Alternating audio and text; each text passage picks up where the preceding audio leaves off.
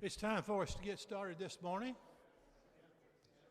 This is the first session of our gospel meeting, although it's not the first session that many of us have been part of. We're glad to have Jerry and Gail Barber with us for just about a week here. The men have already enjoyed a great leadership workshop Thursday night, Friday night, and Saturday. Very well attended, lots of good information. I think everybody's feeling good about it. We're thankful for that, and now we're going to have our gospel meeting through Wednesday night. There's flyers out there to invite folks with. Let's keep doing that. And we look forward to Jerry talking to us about leadership also in these lessons here, perhaps in some ways that we've not thought about before. I'm not going to say a whole lot about Jerry right now, other than we don't have 17 inches of snow on the ground like we did 5 years ago when he was with us. And for that, we are very thankful. So I'm going to turn it over to Jerry now to give him the full time for his Bible class this morning. Thank you. I need my... Good morning. It is great to be back in Lexington, Kentucky. And I don't know, I enjoyed the snow. I mean, it's one of those memorable events. We were coming up and we were going to drive up on Thursday, and we looked at the weather report and they said, it's coming. So we called Steve and Barbara and we said, we're coming up a day early. And sure enough, it started snowing, had 17 inches, and we shoveled snow all day long and had snow cream and just had the best time you ever saw. But it's been great to be here. I'm impressed with North Lexington. Thank you very much. I need that.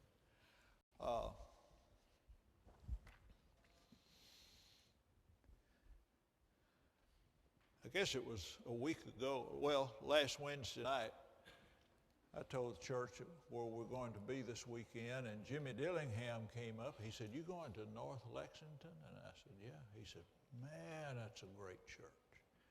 He said, "We went up to King Ridge lectureships 2, 3, 4 years ago, and Darrell DeMumbrian spoke, said I came with him, and he said, wow." He said, "They just had everything organized so well. And people were friendly." He said the elders presided and said every one of them did it in a professional way, an excellent way. And he said, "Let me tell you," he said, "I hope you get to go to a potluck there." He said, "That's some of the best food I've ever had in my life." So I'm thanking you for that. Of course, I've already experienced that, but look forward to it again with Jimmy's recommendation. We've had a great workshop. Again, this is the largest group I've ever had in a workshop of this kind. We had, 50 people, somewhere along there, I think, and enthusiastic, good attitudes. And it was just a great workshop. What we tried to do is to look at some leadership principles that would help us. And what impressed me is we had young people, 10 years old and up, and just great participation. And we talked a lot about rules. I'm a connoisseur of rules. Every individual that I've ever seen and every group has their rules.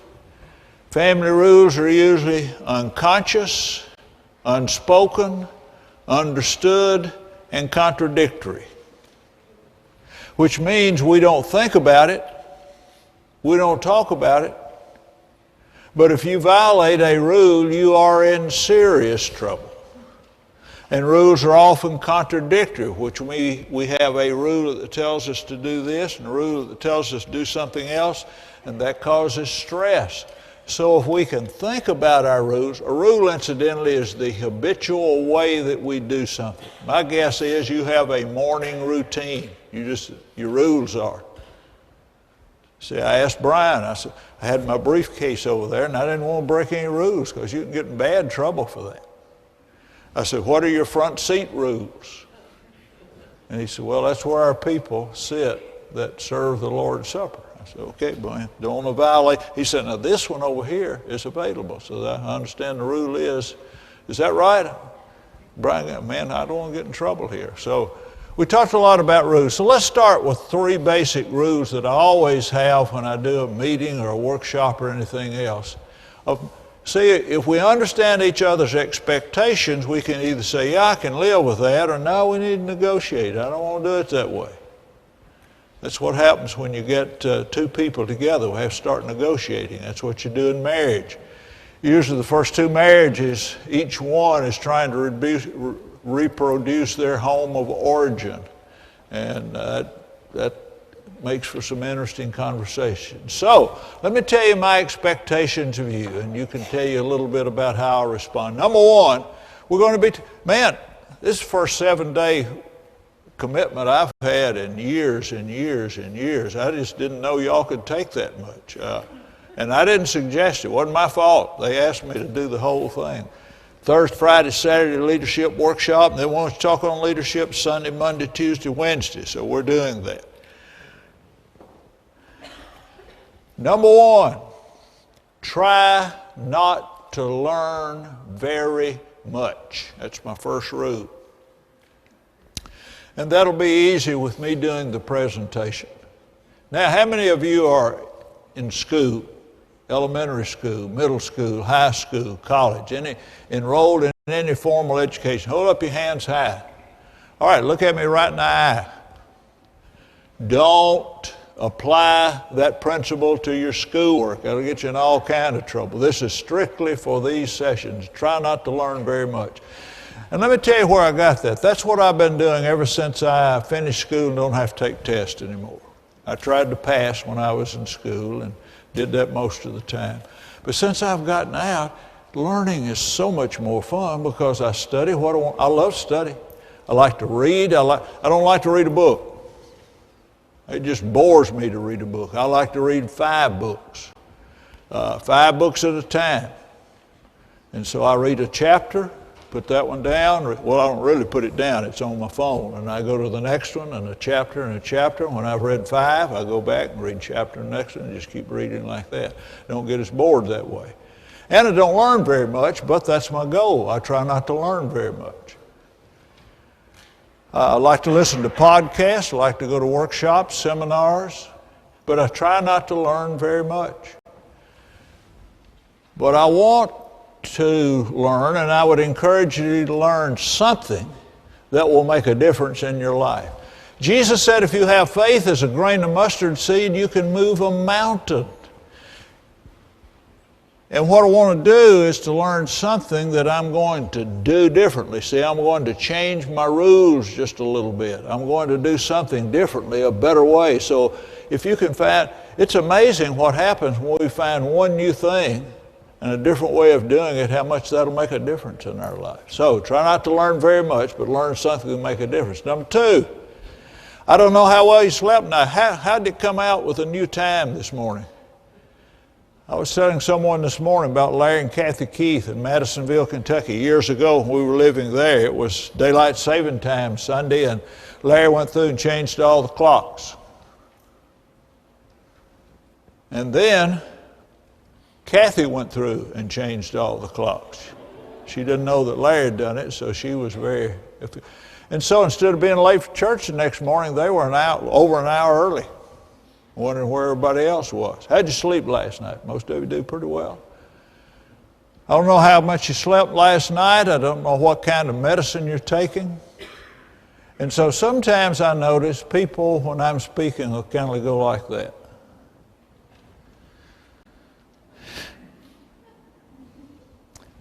And sometimes they just go to sleep through the whole thing. We used to have a fellow in Madisonville, Kentucky. He didn't go like that. He went like this.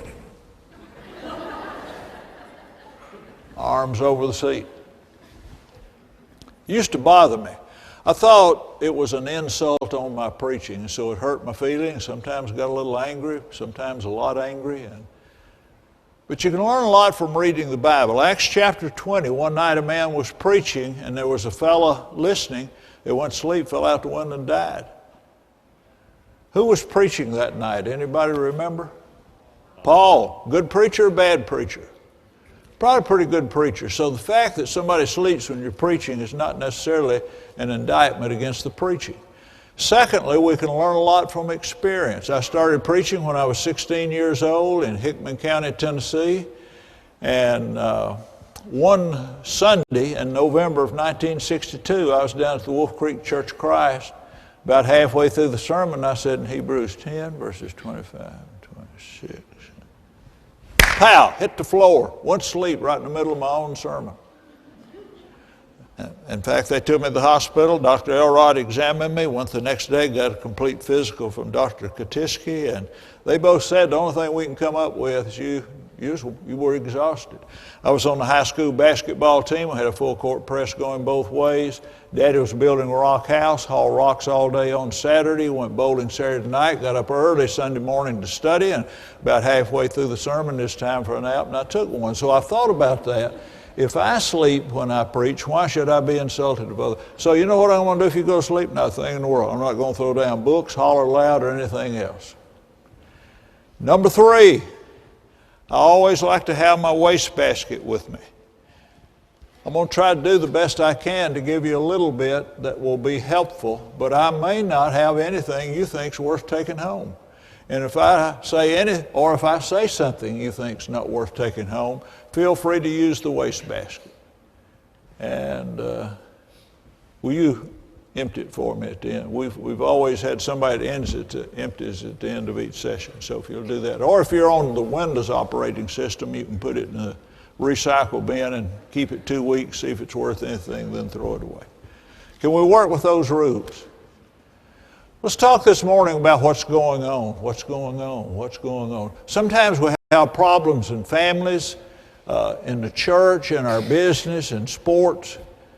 One of the things I want to encourage us to do this week and every time we study the Bible is to make multiple applications. If it's a biblical principle, it'll work in different applications. That's the way Jesus often taught. He taught in parables. And he'd say the kingdom of heaven is like this. And so, as we do that, think about how this will apply in our family, in the church, in our business, and on the softball team.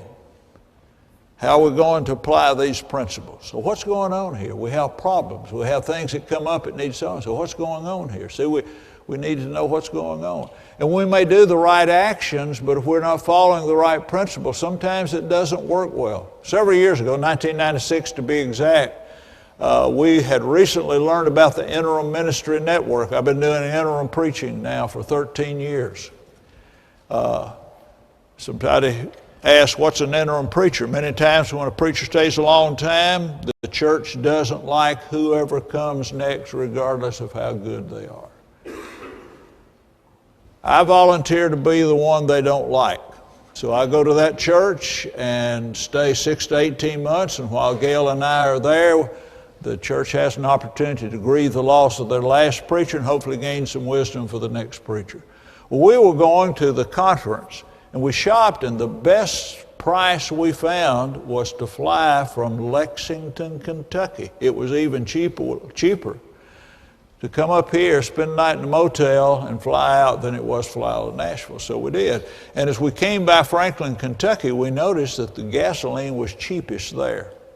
I like to save money, so I said, we'll stop and fill up on the way back. Man, that'll be great. And we did. We stopped. And I noticed as I was putting the fuel in the car that the dollars and the gallons weren't matching real well. And I realized that I'd put in 12 gallons of diesel. I was doing the right action, but I wasn't applying the right product.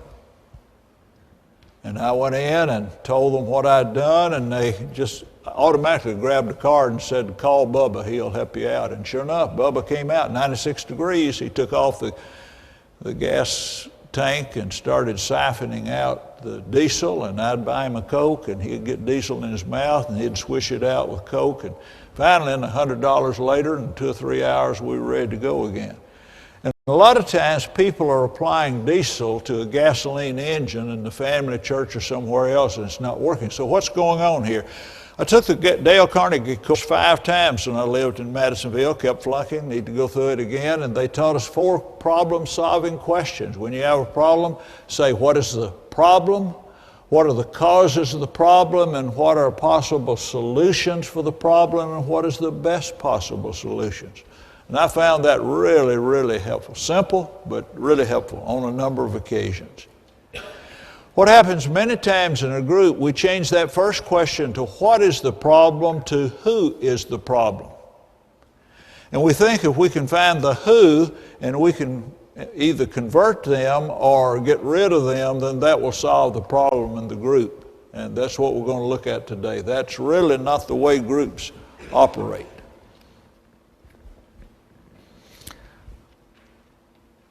So, I want to introduce you, or maybe reintroduce you, or just talk some more about something you already know, to what is called family systems. That a group is a system. It's not just one person. Many times a family will pick out a black sheep for the family. And they will pick out the black sheep, and everything that happens wrong in the family is the fault of the black sheep. And in fact, many times when the black sheep tries to get better, the family will sabotage that person, because if that person started doing right again, they couldn't blame that person and it'd mess up the whole family system. And so they like to keep the black sheep black because it just makes the family work like it always has. But there are 5 principles that I found very helpful. And the first is the principle of the identified patient.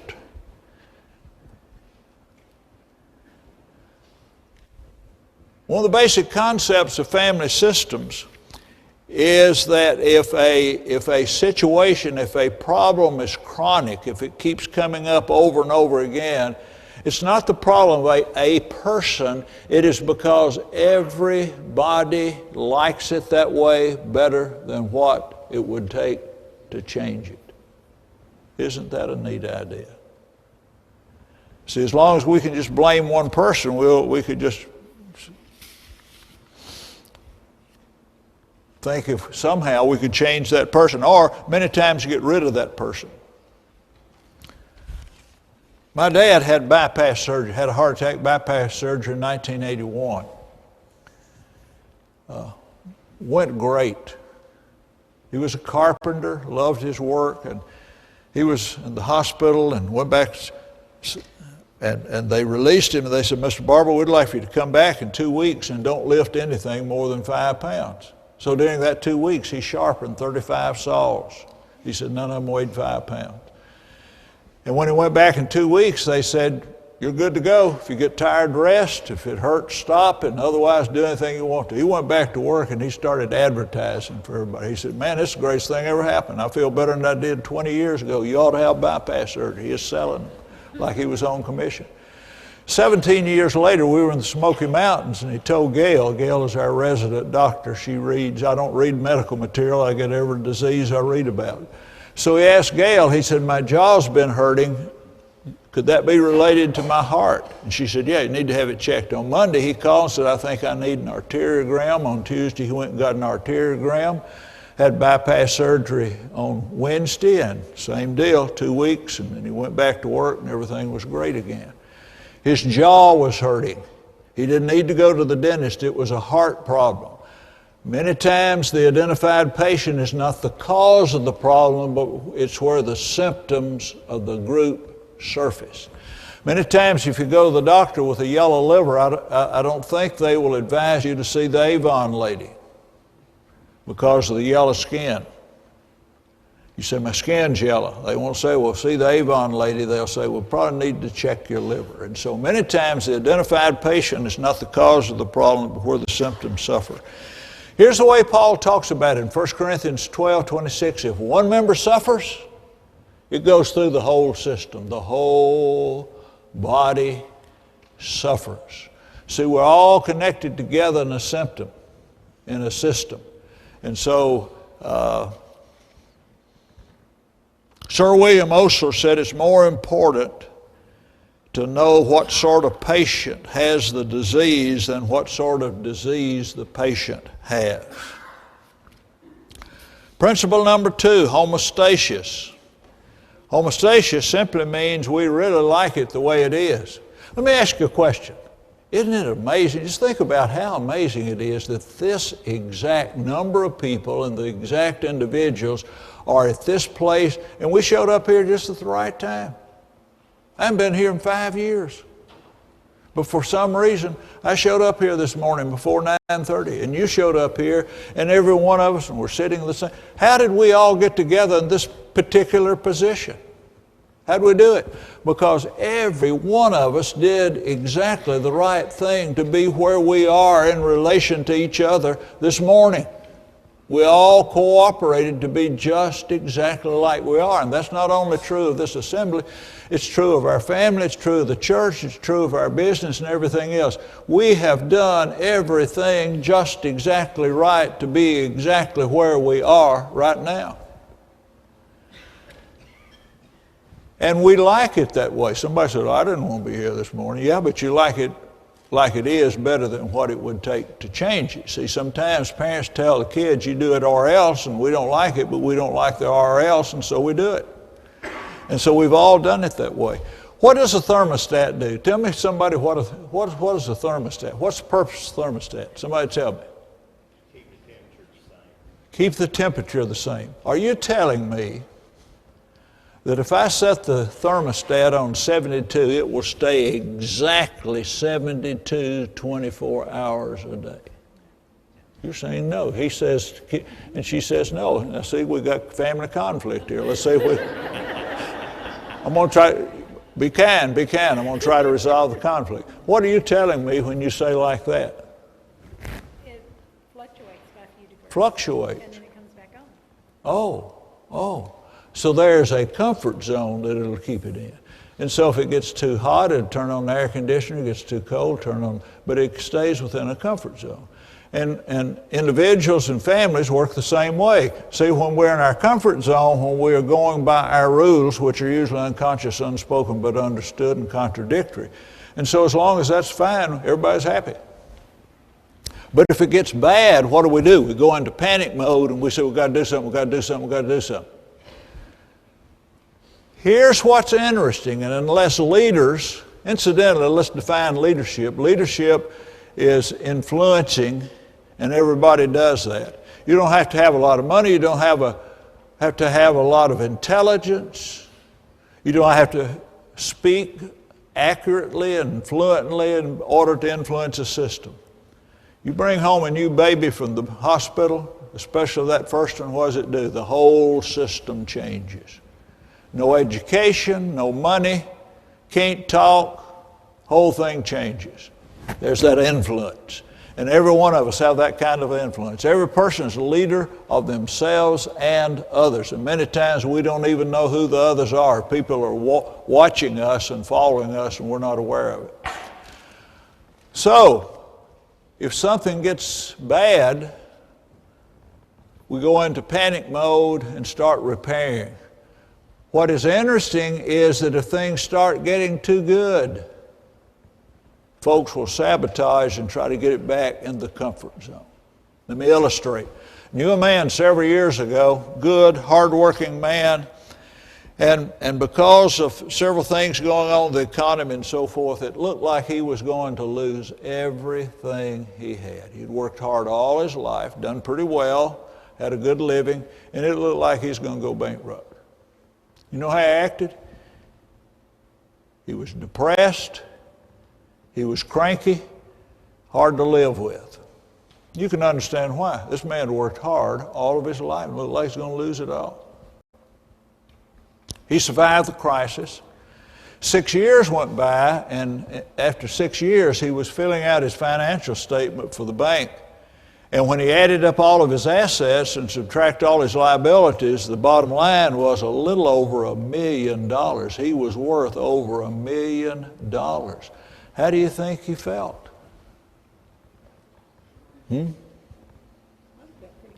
Oh, he felt pretty good. Millionaire, magic number. You know how he felt? He was depressed, he was cranky, and he was hard to get along with. Why? He was just as much out of his comfort zone when he looked down and saw he had $1 million net worth as he was when he was about to go bankrupt, because that was out of his comfort zone. He had never been that way before. And until he adjusted to that new reality, it was tough. And that same will happen in a family, in a church, in a business. If we start doing bad ineffectively, we'll get panicked, and we'll try to get it back up in the comfort zone. But the interesting thing, if we start getting better, leaders, elders, teachers, parents, supervisors, if you are not being sabotaged by the people you're leading, you're probably not leading very well. We talked about two things in our workshop all weekend. Two things in leadership training. There needs to be pain and practice. Pain and practice. If we're not suffering some pain, some discomfort, we're not really challenging ourselves to do a little bit better. I've been running nearly 51 years. It will be in June of this year. And run 3 marathons, several half marathons. I've never run a marathon without getting sore. My usually running schedule is 6 miles, 5 miles, 4 miles during the week. And you can't run a marathon, or you could. I've known a person too that did. It's not a good idea. You have to up your mileage. And when you start upping your mileage, oh, man, I'm sore this morning. You can't win a Friday night football game sitting in a recliner playing video games all week long. You've got to get out and run and hit and exercise, and you got to have pain, you got to have practice, and that same thing is true. And so,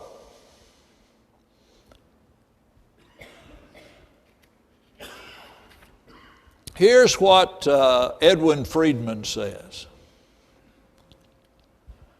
He said, actually, religious institutions are the worst offenders at encouraging immaturity and irresponsibility.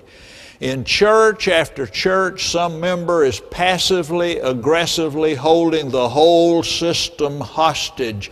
And no one wants to fire him or force her to leave because it wouldn't be, quote, the Christian thing to do.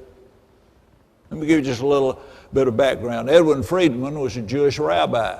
He was a marriage and family therapist. And so he said, everybody knows, here's somebody's doing something. It's not working, it's hurting the whole group. And they don't do what they need to do because it wouldn't be the Christian do. He said it has nothing to do with Christianity. Synagogues also tolerate abusers because it wouldn't be the Christian thing to do. 1 Corinthians 5, Paul's writing to the church at Corinth, and he says, it is actually reported among you that there's a man who is living with his father's wife. He said even the Gentiles won't tolerate that. He said that just turns their stomach, and they're pagans. But what Paul was actually concerned about was not just this man. He said, and you are puffed up and have not rather mourned that he who has done this thing might be taken away from among you. He says the problem is in the system. You have a system that really enjoys it that way. You like it the way it is better than what it would take to change it. And so he said the whole system has to get involved.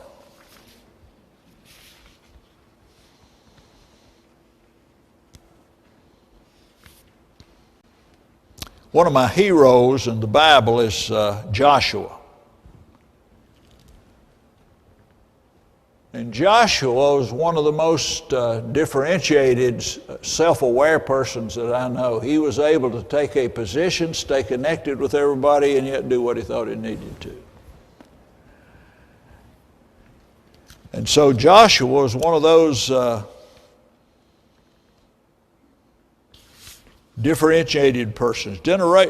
Differentiation is how can we be connected with but not stuck. See, often people think in relation to another person, I got to do everything they tell me to do or I got to run off. Somebody has to be the controller, somebody else has to be the controlee, or I can't stand it anymore and I'm out of here and never going to have anything else to do with you. One of the differences between family systems and the general way of looking at groups years and years ago is that family system says that we need to be aware of our family of origin and the people in us and stay connected with them and not run off. When I understand that we need to be connected but not stuck, it'll help me to deal with criticism. We're going to be looking at 2 lessons on criticism. How many of you enjoy criticism? Anybody? Okay, wonderful, wonderful. Man, this is a great opportunity. Tonight, we're going to talk about how to accept, invite, and enjoy criticism. Whoopee, whoopee, whoopee. See, if we're differentiated, we can just say, man, bring it on. This is wonderful. Thank you, thank you, thank you. See, a lot of times we look at a criticism as an enemy, but criticizers actually value us. Why in the world would anybody take the time and the effort and risk whatever rejection they might get by coming up and saying, I don't like this, or I think you ought to do it differently? They actually want to be connected with us. Now, some people do it in a very weird and painful way, but they're actually trying to be connected with us. And when we understand that, and we understand that we are differentiated, see, the criticism can be true, it can be false, it can be partly true, and who is the person who decides whether it's helpful or not? We have to decide that. They're criticizing us. Do I want to do it? I don't have to do it if I don't want to. And so if I'm differentiated, if I realize that I'm not stuck, I don't have to be controlled by other people. I can listen, I can evaluate, and I can do it or not do it or whatever I think I need to.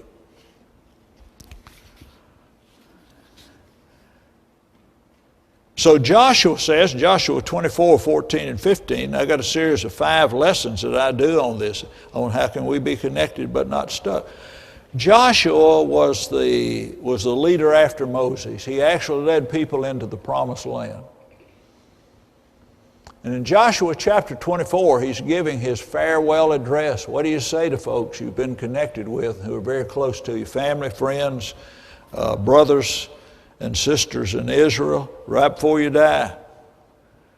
Well, in Joshua 24, he talks about their history, because our history is important. It influences who we are now and where we'll be going. And he talks about their ancestry. Go back to Abraham and his daddy and all that family. And he said we need to think about that.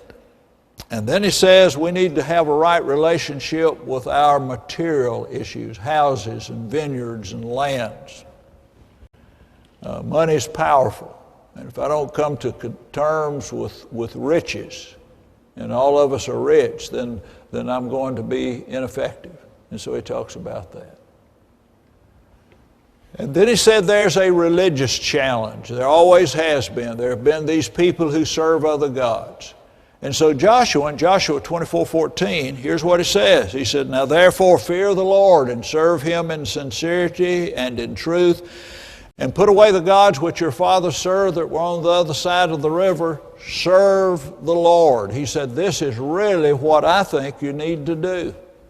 But if it seems evil to you to serve the Lord, choose for yourselves this day whom you will serve, whether the gods which your fathers served that were on the other side of the river, or the gods of the Amorites in whose land you dwell. But as for me and my house, we'll serve the Lord. Isn't that powerful? He said, here's what I'm convinced this is the way to live. Here are the rules that will bring happiness and success. But he says, what I think that you ought to do, you may think it's the very opposite from what you think you ought to do. So what are you going to do about that? He said, well, I've got a lot of choices. The way a lot of leaders say, don't ever bring up those other choices. No, boop, beep, beep, beep, beep. Don't even think about that. No, don't ever want to hear about it. Don't let me hear you say that again. Don't let me catch you doing that again. Okay, I'll do it where you won't catch me the next time. See, there's that rub and that challenge when you when you find a child not telling the truth, or when they have done something and come and confess it, do you beat the daylights out of them, or do you thank them? I really appreciate you sharing that with me. I suggest we look at another alternative, but one of the things I like is that you were willing to come and we're able to talk about that, and you told me the truth, when you did something you know you weren't supposed to do. When a child first starts saying no, you remember that age? No, no, no. And we say, don't say no, don't say no. Oh, don't ever do that. Probably one of the most important words in the English language is no, no, no. That's setting boundaries. Children need to be taught when people want to do or say certain things around them, you say no, no, no. And so Joshua says, you got a lot of choices. What I think you ought to do, you may think you shouldn't do. And so look at your choices. If you think it's evil to serve the Lord, then they're the gods on the other side of the river back in Egypt. There were 10 of those, 10 plagues, judgment against the god of the Egyptians, each one of them. He said, that's 10 choices you have besides God. And if that's not enough, they're the gods of the Amorites in whose land you dwell. So there's a bunch more choices. And so choose for yourselves this day whom you will serve.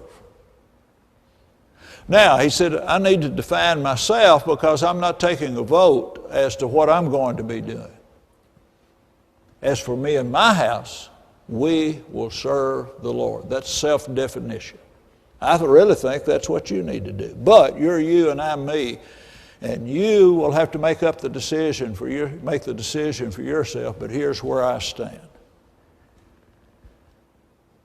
Next principle, the extended family field. I call it were my relatives human. The extended family field relates to our family of origin, mama, daddy, brother, sister, grandmama, granddaddy, great-grandmamas, great-granddaddies, and uncles and aunts and cousins. We have been greatly influenced by our family of origin. And again, here's two ways of looking at that. Years ago, I heard a lot of people say, I heard one of our brethren who did a lot of lecturing and counseling. He said the best way to get along with your in-laws when you get married, move 600 miles away. And be sure in that 600 miles there are 2 rivers and 1 bridge. And that's the way you get along with the in-laws. You can be just as stuck 600 miles away as you can living in the same house. Or you can be differentiated in your own person living in the same house if everybody has a good understanding. Family system says we need to understand our family and why they did what they did. Here's something that maybe I'll repeat several times. I usually do during leadership workshops and other times. When I go to work with the church as an interim minister, I tell them I'm not going to say very much, but I'm going to say it a bunch of times. Here's one of the things I say a lot. Think about this. Do you know why people do what they do? Especially the wrong things? Well, all of them, but a lot of times why in the world did he do that? Same reason I do and everybody else. You know why people do what they do? They really believe that was the best thing for them to do today. How do I know? The Bible tells me so. Proverbs 21 verse 2. Every way of a man is right in his own eyes, but the Lord weighs the heart. People do what they do. They really think that's a good idea. Even people who go in mass shooting, they somehow figured out that's a good idea. Those folks don't deserve to live. I'll go in and kill every one of them. That's not right, but they really think that's a pretty good idea today. You believe there are large sins and small sins or just sins? I believe there's small, medium, and large. I believe it is a worse sin to kill and rape than it is to steal a 50-cent candy bar. Now, both of them's wrong. I'm not encouraged to go steal candy bars, so don't say, I stole this for you because it's just a little sin. No, that's not right, but there's different ones. See, Jesus said in Matthew 23, you tithe, men, anise, and cumin, and you have omitted the weightier matters of the law. Some are heavier than others. Matthew chapter 7, why do you behold the speck of sawdust in your brother's eye, and you've got a log in your own eye? What does the speck and the log represent? Sin. Sin. What's a speck of sawdust made out of? What is the basic substance? Wood. What's a log made out of? Wood. Which is the largest? So you got specks and you got logs. Now, if there are small, medium, and large, would you say that killing the Son of God was small, medium, or large? Large. You know why people did that? I do know. Jesus said, Father, forgive them because they don't know what they're doing. They really thought this was a good idea. They thought he was an imposter. Peter said, Brethren, I know that through ignorance you did it, as did also your rulers. Paul said, for had they known, they would not have crucified the Lord of glory. So that's the reason our family makes mistakes many times. You know, when we find very abusive and dysfunctional parents, you know what problem they had? They had parents. And they had parents. And they had parents. So what he suggests is that what we need to do is to learn all we can about our family and imitate the good stuff and discard the bad stuff. Hebrews chapter 11, we have their face Hall of Fame. Why are those people in the Hall of Fame? Is Noah in the Hall of Fame in Hebrews chapter 11 because he built a boat longer than a football field or because he got drunk one time? Well, he's there because he built a boat longer than a football field, but he did get drunk one time. But God said, I want you to imitate his faith, not getting drunk. Why is Moses there? Is it because he was finally persuaded to lead God's people out of slavery and bring them to the promised land? Or is it because he killed a man one time? Well, it was because he, with great hesitation, told Pharaoh, let my people go. But he did kill a man one time. But God said, remember his faith, not his killing. And we go on to Rahab and Samson and David and all the rest. And so one of the best things we can do is get to know our family better. When we do, we find out why they did what they did. When we find out why they did what they did, we can many times change the rules and not do any disrespect or better understand why they did it. You've heard the story, the newly married family. Wife cuts off 3 or 4 pieces, 3 or 4 inches of every ham, throws it away, and he finally says, why are you doing that? Well, that's the way mother did it. She taught me to cook. And asked mother, why did you do it? Well, my mother did it. They asked grandmother, why did you do it? And she said the pan was too small. And so once you understand the reason the family did what they did, many times you can do something differently without any disrespect. Let's look at the last one. And that is the emotional triangle. How do I keep from getting caught in the middle? Have you ever been caught in the middle? Somebody's on this side and somebody's on this side, and you talk to them, and I believe you could influence them, and you need to get this straightened out. If the envelope doesn't have your name on it, don't open the mail. And so we don't need to get caught in the middle. We need to mind our own business.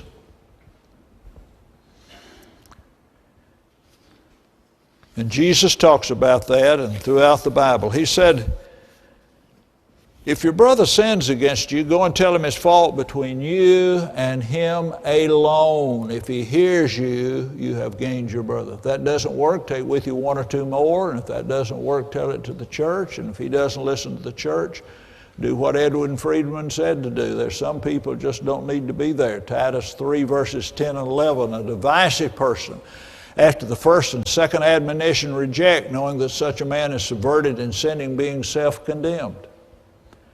And so we don't need to get caught in the middle doing other person's work for him. Jerry, you know Ken real well, and he's doing some things just not too good. I think you being a preacher and he respects you, I think it'd be good for you to talk to him.